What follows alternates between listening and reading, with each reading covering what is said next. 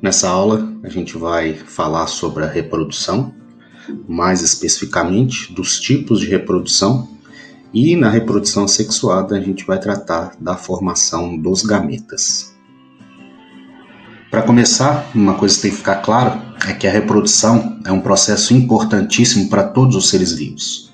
À medida que, através da reprodução, é que os seres conseguem manter a espécie presente no nosso planeta. Então, a reprodução permite a manutenção das espécies, além de conseguir, através desse processo, transferir os genes, transferir as informações genéticas de um indivíduo para outro.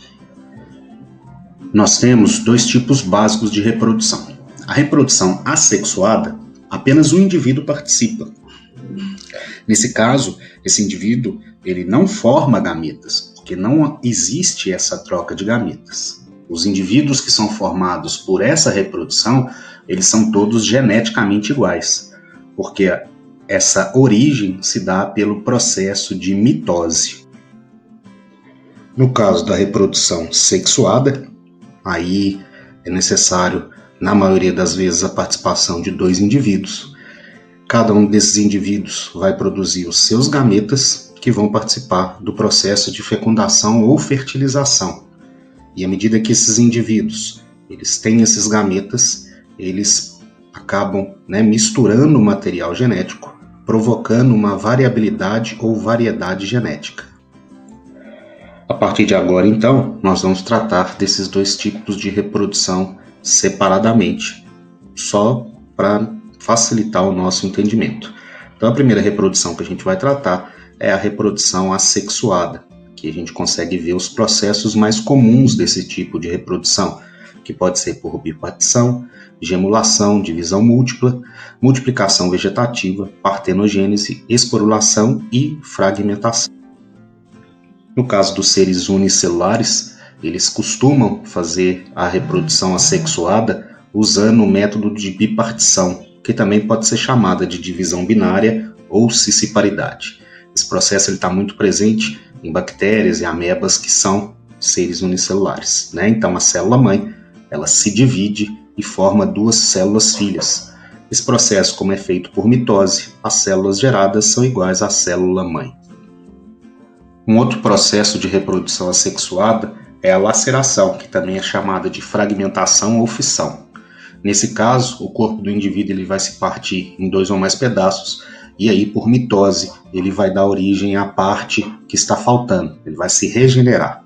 Esse processo está presente em poríferos, que são as esponjas do mar, quinidários, que são as águas vivas, vermes, e nos equinodermos, que são as estrelas do mar.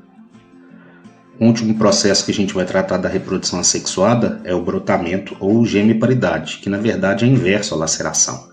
Nesse caso, primeiro ocorre a mitose e depois o corte desse indivíduo.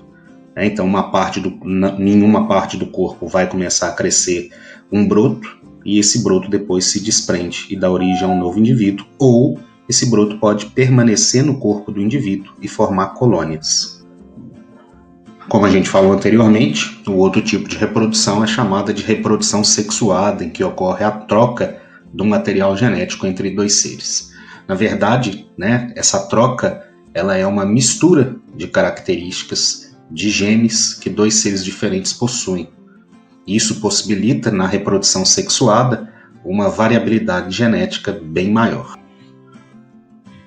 A reprodução sexuada ela vai estar presente nos seres que são formados por mais de uma célula, nos pluricelulares. A característica principal dela é a formação dos gametas. E aí, nesse processo todo, a gente tem a meiose ocorrendo para a formação dessas células reprodutoras e depois que ocorre a fecundação, forma-se a célula ovo ou zigoto, que vai se desenvolver por mitose. A reprodução sexuada ela vai envolver um maior gasto de tempo e de energia, porque vai ter que formar células reprodutoras, gerar esse indivíduo. Então, ela tem esse ponto, vamos colocar entre aspas aí, negativo. Porém, ela vai dar origem a filhos com variedade genética. Então, isso vai ser a grande vantagem da reprodução sexuada. Então, como nós vimos, na reprodução sexuada, a gente tem um processo específico para a formação dos gametas, que é a gametogênese. Esse processo ele vai ocorrer nas gônadas, né, ou glândulas sexuais. No caso da espécie humana, vai ser produzido o espermatozoide pelo macho, né, pelo homem, e esse espermatozoide é produzido nos testículos. Já no caso das mulheres, o ovócito é produzido nos ovários. Tanto a espermatogênese quanto a ovulogênese, eles apresentam semelhanças entre si, e por isso elas podem ser divididas em 3 fases principais: a multiplicação, ou fase germinativa, a fase de crescimento e a fase de maturação. Porém, na espermatogênese vai ter uma fase extra, que é a fase que nós chamamos de especialização ou espermiogênese. Então vamos começar a falar da espermatogênese, né? A primeira fase é a fase de multiplicação ou fase germinativa. Essa fase ela tem início lá no testículo quando o indivíduo ainda é um embrião. Então as células embrionárias elas vão se multiplicar e formar células que nós chamamos de espermatogônias. A partir da puberdade, essas células vão se dividir por mitose, aumentando em número, e o processo continua na fase de crescimento. Nessa fase de crescimento, uma parte das espermatogônias vai continuar se multiplicando. Já a outra parte vai entrar na fase de crescimento propriamente dito. Nesse caso, as células elas vão aumentar o tamanho, elas vão aumentar o volume, mas não vão apresentar nenhum processo de divisão celular. E aí nós temos a fase de maturação. As espermatogônias elas vão se transformar em espermatócitos primários ou de primeira ordem ou espermatócito 1. Essas células elas vão sofrer a primeira divisão da meiose e vão originar 2 células haploides. Depois é formado os espermatócitos secundários, de segunda ordem ou espermatócitos 2, que vão sofrer a segunda divisão da meiose, formando 4 células haploides, as espermátides. Terminando a fase de maturação, a gente tem a fase aqui específica da espermatogênese, que é a fase de especialização ou diferenciação. Nesse caso aí, as espermátides que foram formadas, elas não vão se dividir, elas vão começar a se transformar em espermatozoides. Então, vai haver perda de grande parte do citoplasma e os centríolos vão dar origem ao flagelo. As células elas ficam mais leves e mais móveis do que anteriormente.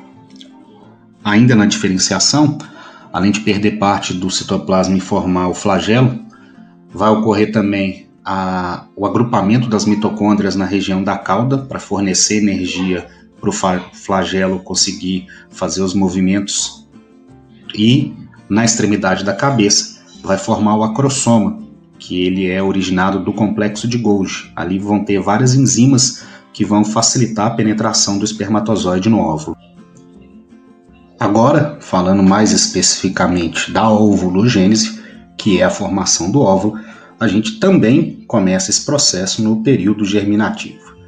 Nesse caso, quando a criança ainda está na fase de embrião, as células germinativas primordiais elas vão começar a se multiplicar e dar origem às ovogônias. Isso no interior do ovário, quando a menina ainda é um bebê na barriga da mãe.